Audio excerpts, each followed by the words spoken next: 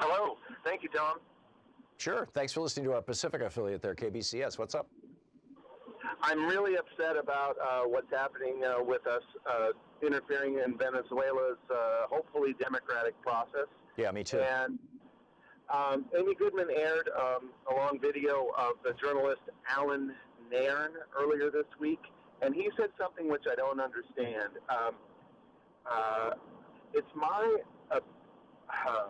I'm coming to an understanding that as long as the allegiances that we've built up with the Saudis are intact, then we can manipulate the price of oil to make tar sands and fracking profitable.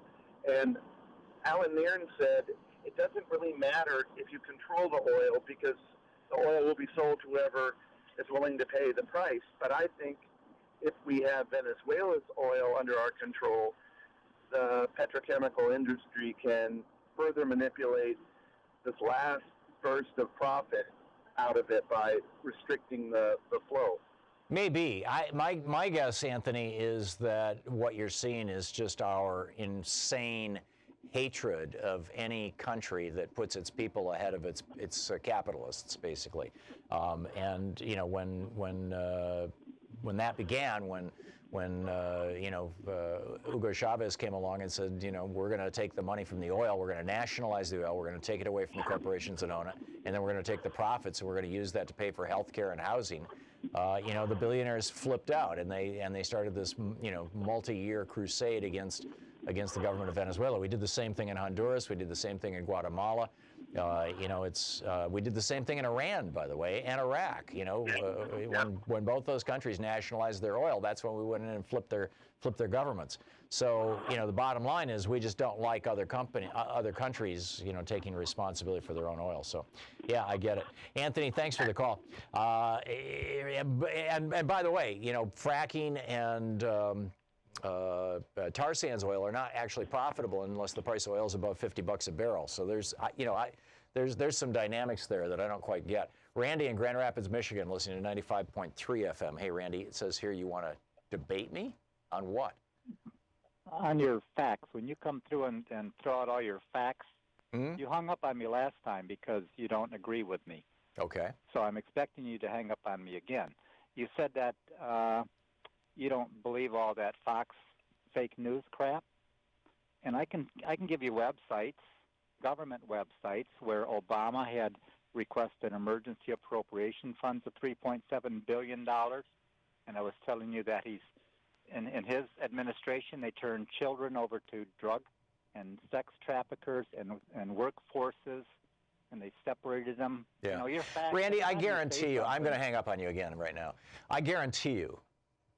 And I don't believe you, and B, I've seen enough of this kind of crap, to use your word, coming out of Fox, where they take, let's say, you know, the policy during the Obama administration was that children would get separated from their parents or from the adults who were with them when they came across the border, if those adults were not really their parents, there was something suspicious going on, or if they were their parents, but their parents were acting in a way that indicated that they were abusive or exploitative.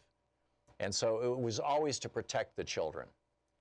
That was always the purpose of it. Now, it may not have always worked that way, right? I mean, Louise and I ran a community for abused kids up in New Hampshire back in the 80s, and you know, the state placed kids with us and other programs like that, and it didn't always work out. Sometimes it was inappropriate what happened with, you know, the kid was taken away from their family and whatnot. And in fact, sometimes we go back and say, you know, this child should not be in foster care or institutionalized.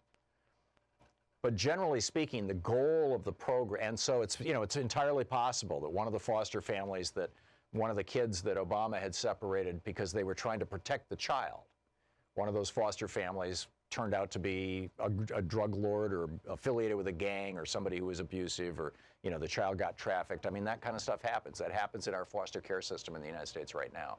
But the goal of the Obama administration's separation policy, to the very small extent that it happened, was always to protect the children.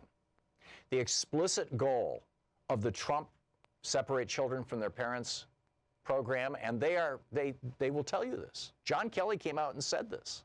So did Christian Nielsen.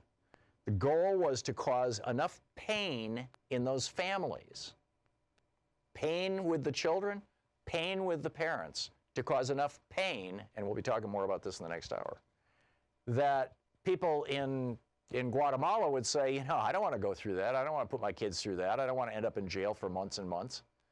In other words, it was intended to discourage people from coming here. Obama never did that. So, you know, take your false, phony Fox facts and shove them.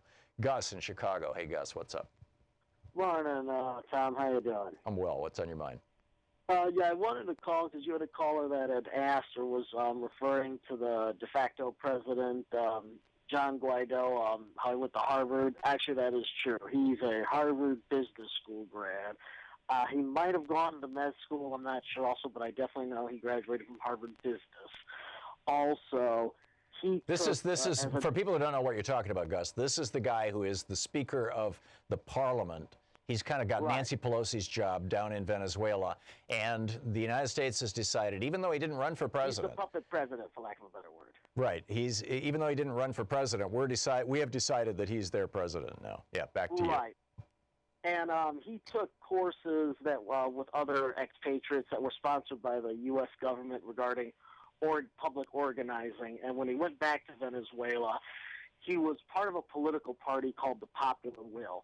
For lack of a better word, they're sort of the MAGA or the Tea Party of Venezuela. In fact, one of his specialties was they get a group of random thugs or whatnot and basically start fights with Chavez and later Maduro supporters. They would break up rallies. So it's like the Proud Boys took over Venezuela? Is that what you're saying, Gus? It's, for lack of a better word, the good way of pointing it. In fact, Max Blumenthal, Gray Zone, he edited an article that gets into a lot of detail regarding these issues, that says basically who these guys are.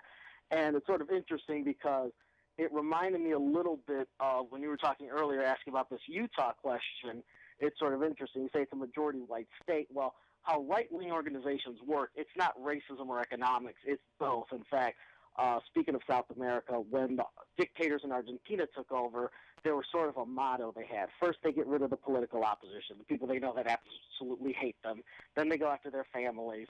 Then you go after the neutral parties, the minorities, the poor. You whittle it down to such a point where even somebody who gives you a dirty look either ends up in jail or a body bag. Right. And unfortunately, that's sort of the mantra, you could argue, of all right-wing parties globally. In fact, a useless fact, besides this issue of Venezuela and how we're illegally recognizing somebody that didn't get voted in for and all the meddling we've done in that country, interestingly enough, Poland, if you look, their elections are going to be later this year. If you look at the election roster, all the people running are right-wing parties. It goes from sort of George Bush conservatives all the way to Proud Boys and outright fascists. There are no liberal or moderate opposition in that country anymore. And if you look at most of the former Soviet Union countries, it's literally all right-wing nut jobs. Some of them who happen to hold seats in the European Parliament. And unfortunately, if really the House of Representatives and people in this country don't wake up and say, we might not agree with Maduro, but he was popularly elected by his people, and the fact that if we recognize this government, this will have a complete collapse of what little democracy exists in that region, you'll have a similar situation to what is the former Soviet Union countries in Europe right now, where basically you have your choice between Newt Gingrich and basically Mussolini. Yeah. That's it. No, I get it, Gus, and I can't disagree with anything you just said. Thanks a lot for the call.